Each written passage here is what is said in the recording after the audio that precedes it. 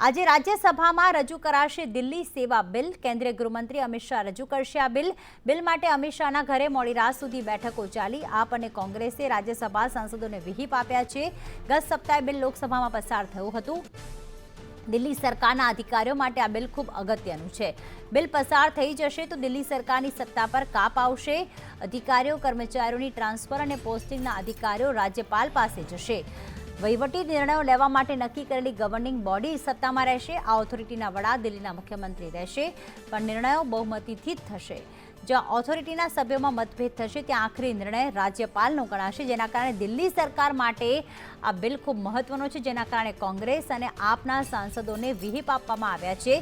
પરંતુ ગૃહમંત્રી જ્યારે આ બિલ રજૂ કરશે ત્યારે એ પહેલા બેઠકો પણ કરવામાં આવી રહી છે।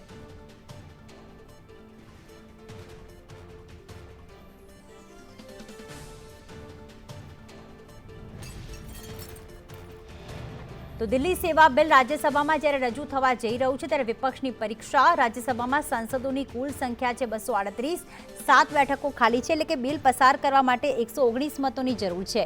ભાજપ પાસે 92 સાંસદ છે, એનડીએ ગઠબંધન મળીને કુલ 103 છે। એક અપક્ષ અને 5 મનોનીત સાંસદોનું પણ સમર્થન મળશે। એનસીપીના સાંસદ પ્રફુલ્લ પટેલનું પણ તેમને સમર્થન મળશે। વાયએસઆર બીજેડી પણ દિલ્હી બિલ મુદ્દે કેન્દ્રના સમર્થનમાં છે। વાયએસઆર બીજેડીના 9 સાંસદ છે। એનડીએ પાસે રાજ્યસભામાં કુલ સંખ્યાबल 128 થઈ શકે। अजय हमारी साथ जुड़ाई गया। अजय, बहुत ही महत्व का ये बिल जो है वो आज राज्यसभा में पेश किया जाएगा, क्या अपडेट मिलने जा रही है? उसके पहले विपक्ष की क्या रणनीति है?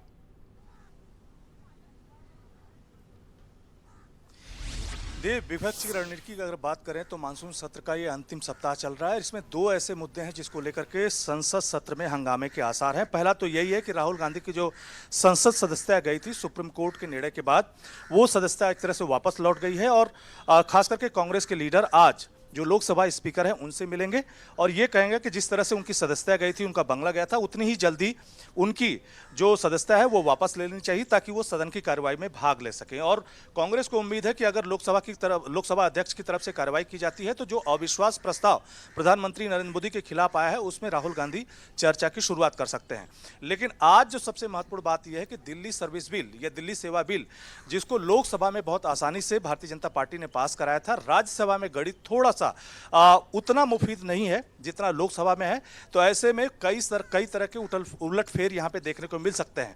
हालांकि सरकार की तरफ से कोशिश है कि आज न सिर्फ इस बिल को राज्यसभा में पेश किया जाएगा बल्कि इसकी चर्चा होगी और खास करके विपक्ष की तरफ से अभिषेक मनु सिंघवी इस चर्चा की शुरुआत करेंगे। लेकिन सरकार के पास अगर गणित की बात करें तो 238 सांसदों वाली राज्यसभा में भारतीय जनता पार्टी के खुद अकेले 92 सदस्य हैं और जो सहयोगी दलों को अगर मिला दिया जाए तो 103 सदस्य हैं। इसके अलावा बीएसपी ने इस पूरे चर्चा का बायकॉट किया है, जबकि टीडीपी का एक सदस्य देखना यह होगा कि उनकी तरफ से किसको समर्थन मिलता है।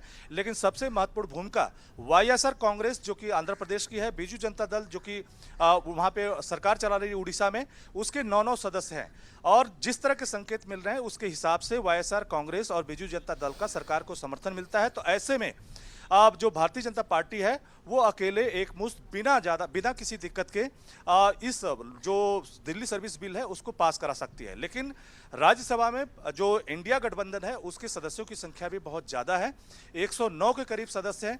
अगर कोई बड़ी पार्टी जिसके 9 सदस्य हैं, जिसमें अगर उसमें वाईएसआर कांग्रेस या बीजू जनता दल की बात करें तो अगर उसकी तरफ से बायकॉट किया जाता है या समर्थन का ऐलान इंडिया गठबंधन को किया जाता है तो निश्चित तौर पर वो गणित बदल सकता है। लेकिन संभावना यही है कि जिस तरह से लोकसभा में दिल्ली सेवा बिल को भारतीय जनता पार्टी ने पास कराया है, उसी तरह से आज चर्चा के बाद राज्यसभा में भी पास कराने में सफल होगी।